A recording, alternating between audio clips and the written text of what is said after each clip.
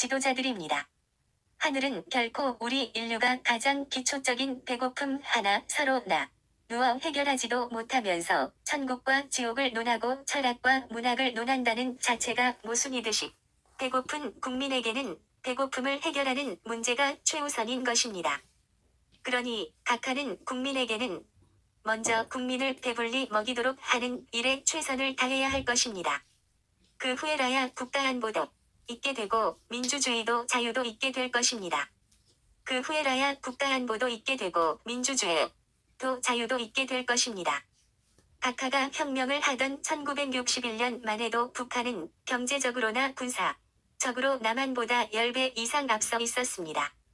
북한은 전력만 해도 100kW를 생산하는데 우리는 16만 kW였으며 GNP도 우리의 10배나 앞섰습니다.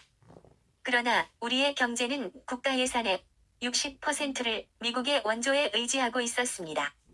그런 살얼음판 같은 나라를 각하는 5.16 혁명으로 남북의 경제 격차를 거꾸로 바꿈으로써 국가 안보도 튼튼해졌다고 볼 수 있습니다.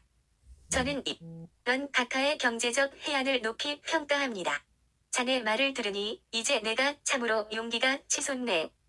어찌 그렇게도 냉정한 평가와 경고와 메시지가 분명할 수가? 참으로 이 회장의 말이 한치도 틀리지 않구만. 나는 오늘 자네의 이 한마디를 들어보고 자네를 대통령의 정책보좌역으로 삼기로 했네.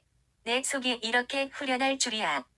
내가 미처 알지 못했던 오늘의 나를 정확하게 진단하고 내 일에 내가 가야 할 길을 정확하게 제시해 주었어. 나는 다른 사람들과 다른 점이 있다면 비전, 조직이 없는 게 특징이야. 그러니까 대통령의 공식 기구인 비서실 등의 정상적인 채널이 아닌 어떤 비선의 대화도 용납해 본 일이 없었는데 자네를 만난 것은 기적과도 같은 일이야. 자네야말로 내가 가지고 있지 않은 것을 골고루 다 가지고 있네.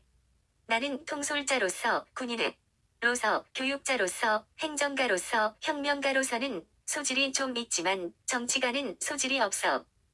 그것이 나의 결점이야. 그런데 자네는 모든 것을 다 꿰뚫고 있는 대정치가의 기질이 내재되어 있어. 농담이 아니라 나의 특별 정책보좌역을 수락해 주게. 나는 그동안 이후라 비서실장이 참으로 지식이 많은 사람으로 생각했는데 자네를 보니 처구니가 없구먼. 나는 재작년부터 맹호부대의 월남파병 문제로 한동안 엄청난 소용돌이를 겪었는데 또다시 경부고속도로 공사를 선언했더니 엄청난 반대에 시달리고 있네. 이제 겨우 수출 1억 불을 넘어선 지가 2해쯤 되는데 고속도로 공사비와 포철 공사를 생각하니 엄청난 자금이 필요해 월남파병을 밀어붙였어. 그랬더니 야당과 여당과 청와대 비서실에 서까지 고속도로 공사를 반대하고 있어. 국민소득 94달러로 전쟁 후 세계에서 제일 가난한 라인데다 수출이 연간 3천만 달러, 세계 최고의 실업률, 세계 최고의 인구 과밀, 세계 최고의 전쟁 위험 국가요. 1시간 거리에 휴전선이 있는 나라에 누가 돈을 빌려주겠나? 참으로 내 마음을 알아주는 사람은 아무도 없네. 자네는 파월 문제와 경부고속도로 문제, 그리고 포항제철, 소 설립 문제를 어떻게 보나? 국가적인 명예는 잃더라도 경제적인 달러를 획득하는 좋은 기회가 되므로 파병을 경제적 기반을 다지는 계기로 삼는 것은 우리가 처한 어쩔 수 없는 차선책입니다. 월남 전쟁은 사무 전쟁으로서 전선이 없는 전쟁이며 적군이 없는 전쟁이며 또한 명분이 없는 전쟁이며 이익이 없는 전쟁이라는 것과 월남에서 참패할 것을 미국은 이제 깨달았습니다. 그래서 한국군으로 대체하고 떠나려고 하는 것입니다. 주역에 의하면 북은 물수이고 남은 하하인데 물이 언제나 불을 이기듯이 남북이 싸우는 나라는 언제나 북쪽이 이기게 되어 있습니다. 미국도 북군이 이겼고 중국도 북쪽의 모택동이 남쪽의 장개석과의 싸움에서 북쪽이 이겼으며 예멘도 북예멘이 이겼습니다.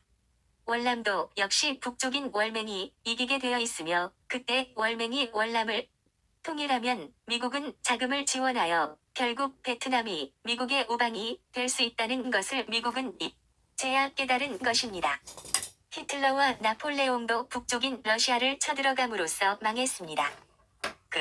그래서 미국은 우리나라에서 서서히 손을 뗀 다음 북한을 자극하여 북한이 남한을 점령한 뒤 북한에 자금을 지원해서 한반도 전체를 쉽게 우방으로 만들려는 계획을 세운 것입니다. 저는 침을 막을 수 있는 유일한 아이디어가 있습니다.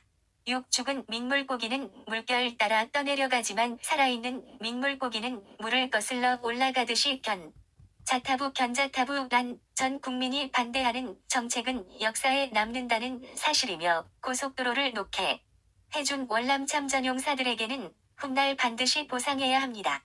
지금은 공산주의 팽창 시기입니다.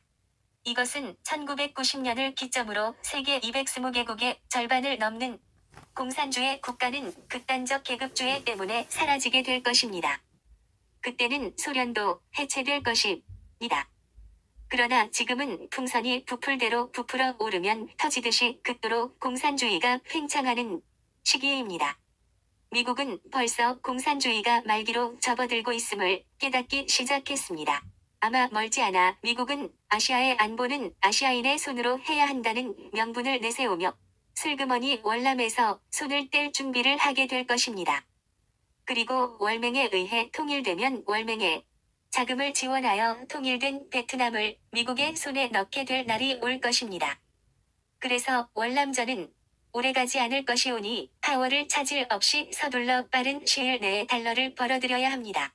그러나 먼 훗날 각하께서 꼭 잊지 말아야 할 부분은 파워용사들의 피해 대가로 경제 건설을 하더라도 훗날 경제가 발전된 후에 그들에게 갚아주기 위해서라도 돈이 없으면 채권이라도 국가에서 우선 지급해야 할 것입니다. 또한 두 번째 질문인 경부고속도로공사와 포항제철소 설립에 대해 말씀드리겠습니다. 백두대간인 장백산맥에서 낭림, 태백산맥으로 자연의 뿌리는 연결되어 있지만 사람과 차량이 다닐 수 있는 대동맥의 뿌리는 지금 실핏줄에 불과합니다. 서울에서 부산과 목포로 대동맥인 고속도로의 건설을 서둘지 않았다면 부동산 가격 상승 때문에 공사비가 10년 후면 10배가 들어갈 것이므로 서두르는 것이 바람직했습니다.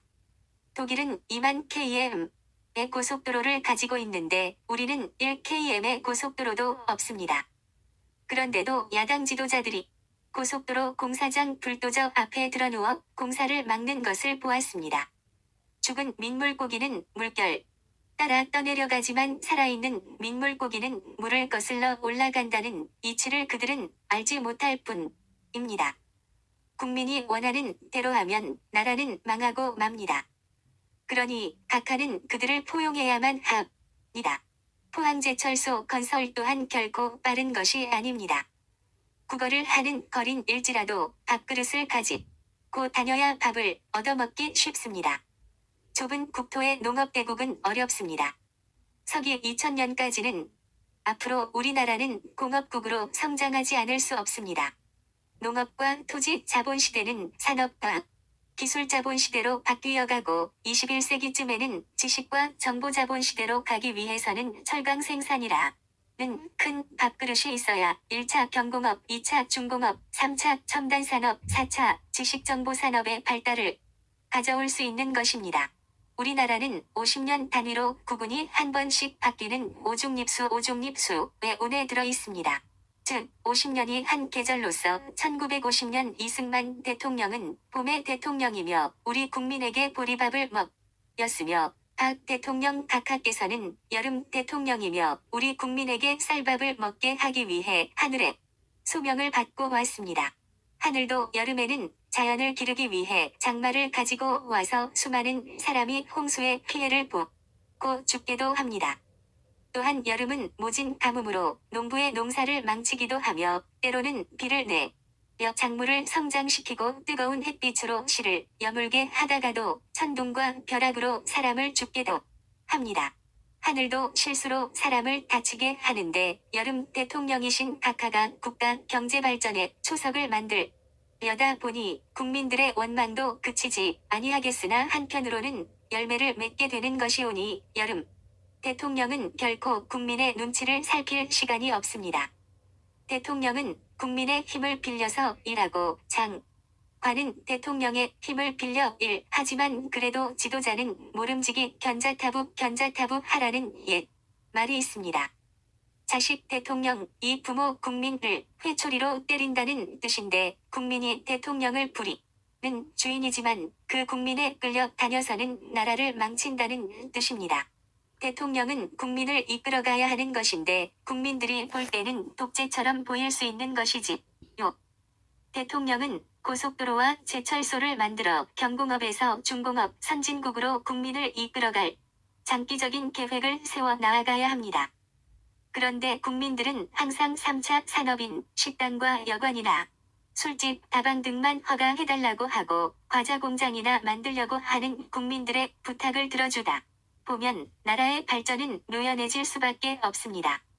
축구가 인기 있는 이유는 골이 탁구나 배구처럼 많이 들어가지 않는 데 있습니다. 경기 규칙이 단순한데도 골을 넣기가 어렵기 때문에 다 골이 들어가면 환호성이 나오듯이 경제개발은 어려움이 있을수록 주변 눈치 보지 말고 한 방향으로 강력히 밀고 나가야 합니다.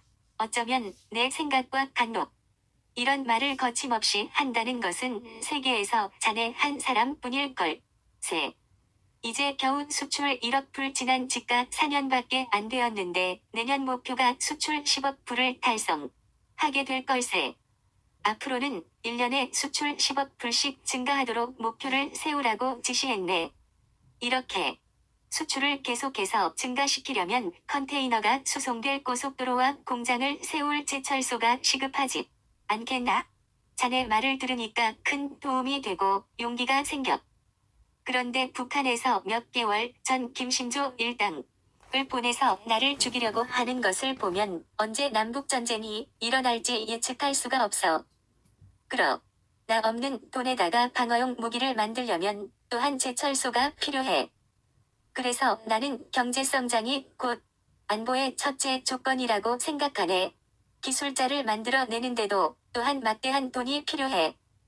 경제가 시급히 발전해서 가능하면 핵 무기를 보유해서 많은 병력과 많은 무기를 수입하거나 만들지 않고도 얼마든지 전쟁을 억제할 수 있을 때까지 신속히 경제 재건을 하려고 하네. 그래서 남한에 핵무기가 있다는 소문만 나도 북한은 물론 일본이 어떻게 독도가 자기들 땅이라고 큰 소리를 치겠나? 자네는 닉슨과 북한을 어떻게 보나? 칠고래는 성게를, 호랑이는 고슴도치를 먹을 수 없듯이 한반도는 육아부지리임으로 중산주의를 해야 합니다. 아까 말씀드렸듯이 1990년까지는 모든 공산주의 국가가 없어지며 이념 싸움은 자본주의 승리로 일단 끝날 것입니다.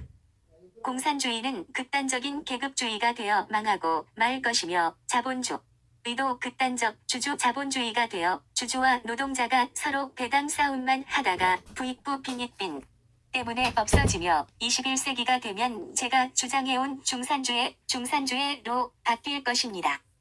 중산주의란 지금까지의 자본주의와 공산주의라는 이분법의 경제체계와 민주주의와 사회주의라는 이분법의 정치체제를 초월한 중도 무종파 세계 종교의 화합과 통일, 중립 무국경 세계 국가의 화합과 통일, 중산 무차별 세계 경제의 화합과 통일으로 중산층이 80% 이상 되는 지상낙원이 되는 정치, 경제 사상입니다.